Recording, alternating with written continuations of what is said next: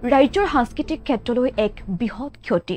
প্ৰখ্যাত অভিনেত্ৰী জ্ঞানতা কাকতিৰ দেখাৱসান 93 বছৰ বয়সত শেষ নিশ্বাস ত্যাগ কৰে বিশিষ্ট অভিনেত্ৰীগৰাকীয়ে তেওঁৰ মৃত্যুত এতিয়া অজস্ৰ গুণমুগ্ধই শোক প্ৰকাশ কৰিছে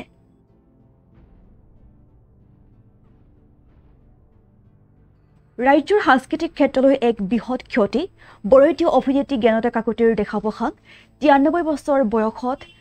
শেষ নিশ্বাস ত্যাগ কৰে জ্ঞানতা কাকতিয়ে আৰু শ্বিলঙৰ বেথানী হাস্পতালত শেষ নিশ্বাস ত্যাগ কৰে বিশিষ্ট অভিনেত্ৰীগৰাকীয়ে 1932 চনত অবিভক্ত অসমৰ শ্বিলঙত জন্মগ্ৰহণ কৰিছিল বিশিষ্ট অভিনেত্ৰীগৰাকীৰ পিতৃগৃহ পাণবজাৰত আছিল আৰু যদিও পিতৃ আছিল চাকৰি সূত্ৰে শ্বিলঙত আৰু তেওঁলোকে তাতেই স্থায়ীভাৱে বসবাস কৰিব লৈছিল আৰু তেওঁ লুহিৰ কাকতিৰ সৈতে বিয়াবাসত আবদ্ধ হৈছিল 1949 চনত পাৰঘাট ছবিৰ জৰিয়তে অসমীয়া চলচ্চিত্ৰ জগতত ভুমুকি মাৰিছিল বৰেণ্য অভিনেত্ৰী জ্ঞানতা কাকতিয়ে পুবেৰুণ কথাছবিৰ দৰ্শকৰ মাজত জনপ্ৰিয় হৈ পৰিছিল অভিনেত্ৰীগৰাকীৰ আৰু 1960 চনত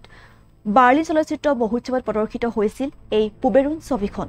পাৰঘাট পিয়লি ফুকন হৰাপাত লখিমী ৰঙা পুলিচ পুৱতি নিশাৰ সপোন পুবেৰুণ চাকনৈয়া নৰকাসুৰ শেষ বিচাৰ ওপৰ মহলা প্ৰথম ৰাগিনী প্ৰিয়জন ৰাগ বিৰাগ আদি ছবিত অভিনয় কৰিছিল বিশিষ্ট অভিনেত্ৰী জ্ঞানতা কাকতিয়ে অসমীয়াৰ উপৰিও তেওঁ বঙালী ছবিতো অভিনয় কৰিছিল 2002 চনত বিষ্ণুৰাভা বঁটা লাভ কৰিছিল বিশিষ্ট অভিনেত্ৰীগৰাকীয়ে আৰু 1987 চনত তেওঁ প্ৰথম ৰাগিনীৰ ছবিৰ বাবে শ্ৰেষ্ঠ আঞ্চলিক ছবিৰ ৰাষ্ট্ৰীয় বঁটাও লাভ কৰিছিল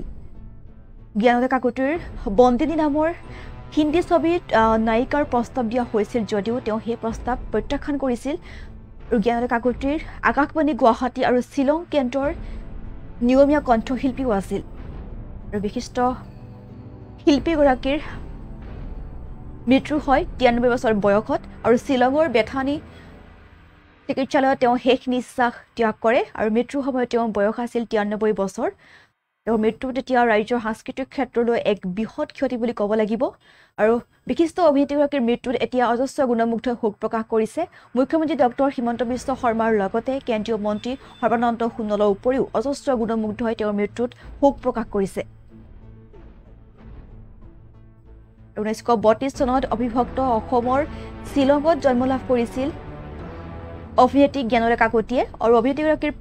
পিতৃগৃহ আছিল পাণবজাৰত কিন্তু পিতৃৰ চাকৰি সূত্ৰে তেওঁলোকে শ্বিলঙতে স্থায়ীভাৱে বসবাস কৰিছিল আৰু তেওঁ লুহিত কাকতিৰ সৈতে বিয়াবাসত আবদ্ধ হৈছিল